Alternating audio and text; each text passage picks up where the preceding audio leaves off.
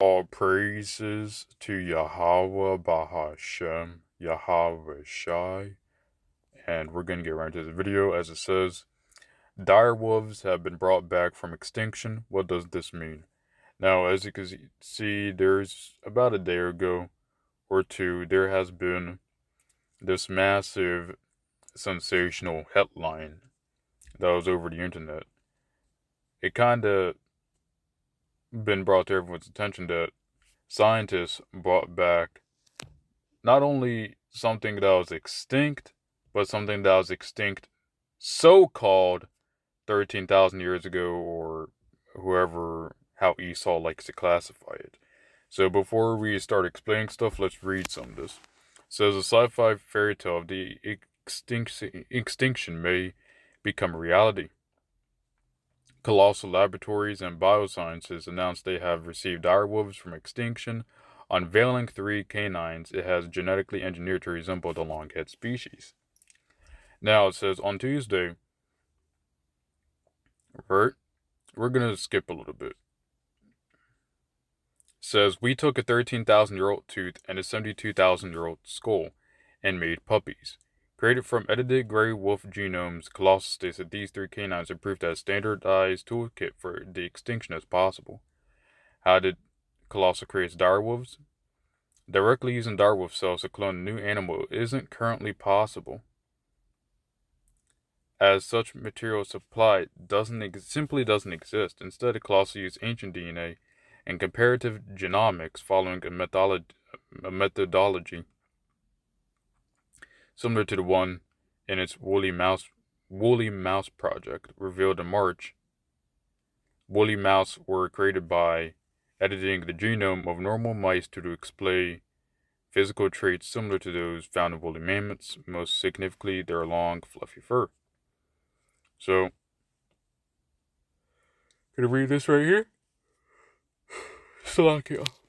For its direwolf project, Colossus began with the aforementioned 13,000-year-old tooth from Ohio and 72,000-year-old inner bone from Idaho, sampling these specimens and building on previous findings. Right. Colossus team extracted and sequenced direwolf DNA, assembled genomes, then compared the results to that of living canines. So, we're going to skip down a little bit. In doing so, they discovered that the gray wolves share 99.5% of their DNA with direwolves, making them the extinct animal's closest living relative. Now, we're going to stop. We're going to go right here. And there's this one big thing. It says Colossus then employed a gene editing method called CRISPR to edit the gray wolf's genome to more closely resemble that of a direwolf. So we'll stop right there. So I want to say this. For one, the world isn't 72,000 years old. It's not a billion years old. It's not a couple million years old. The thing is, there is no way of telling, for one, how old these things are. Alright? There's just no way you're going to be able to find a tooth and realize, oh yeah, that's a couple billion years old. It just doesn't work like that. Or if it's a couple million years old. Because for one, according to the Bible, the world hasn't been around for billions of years old or millions of years old. Right? This is why a lot of the methods that Esau Edom uses is sensational lies, right? Where the reader that doesn't know anything and doesn't believe in the Lord will eat this up like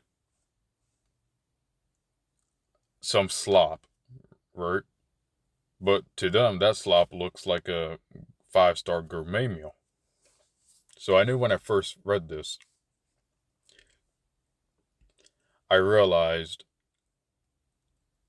for one, I knew it wasn't a direwolf they had because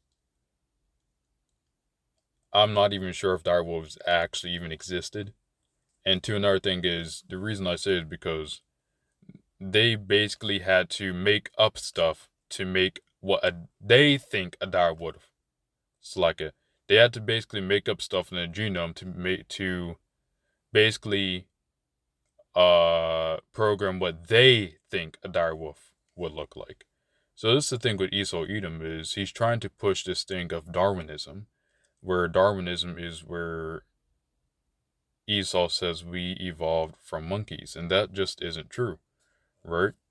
So the thing is, people who see these headlines will have more headspace, or I guess I could say they're thinking of them thinking about evolution. When they see things like this, they're more likely to think evolution is true. They're more likely to think that people evolved from monkeys, right? So this is part of the deception that Esau Edom has, right? He'll show up these things, he'll make believe these things, put it out in front of you and say, see, it did exist. When really it's an entirely new thing they created, right? This is why if you ever try to go find a T-Rex, you'll notice that there's never been a complete T-Rex, right? It's always other bones from other animals to complete the sculpture of a T-Rex. So, besides that, we're gonna go here. It says in 2 Corinthians chapter 2, verse 11, lest Satan should get advantage of us, for we are not ignorant of his devices, right? We know that Yahweh Bahashem, Yahweh Shai created the world, and we know that the world is not 4.5 billion years old, right? Now, if someone falls for this, they're most likely going to fall for a lie called Darwinism. Now, let's get at what Darwinism is. I know a lot of people know what Darwinism is, but we'll type it out. Right? It's like you. Darwinism. Meaning, Darwinism, a theory explaining the origin and continued existence of new kinds of animals and plants by the means of natural selecting acting on chance variations. Now, I want to say this. This doesn't really explain what Darwinism is. Basically, when I say something about Darwinism, it's basically the theory that people evolved from monkeys, right? And we also know that Darwin even called the theory of evolution kind of dumb at one point, I believe. So it says in Matthew chapter 24, verse 24, there shall arise false Christs and false prophets, and shall show great signs and wonders, in so much that if it were possible, they shall deceive the very elect, right? To be honest, this is a great sign, this is a great wonder, and this is a great miracle.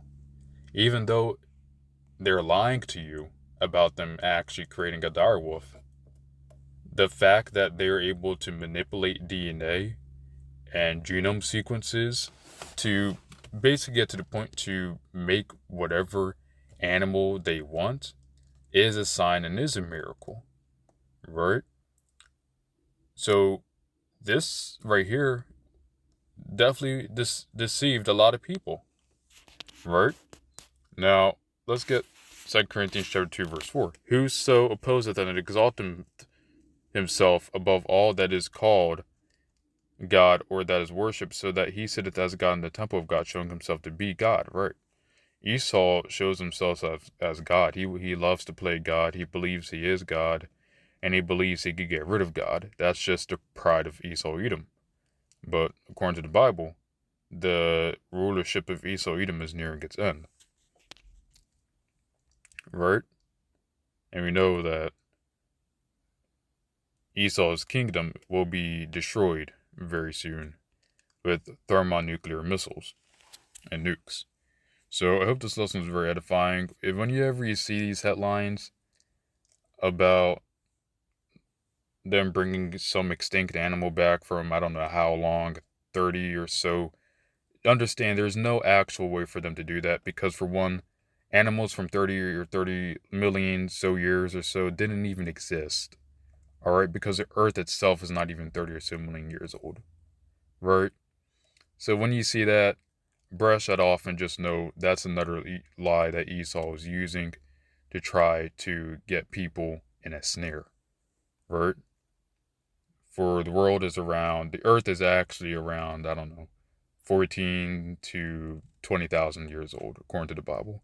So I hope this lesson is edifying. All praises to Yahweh Bahashem, Yahweh Shai, and Shalom.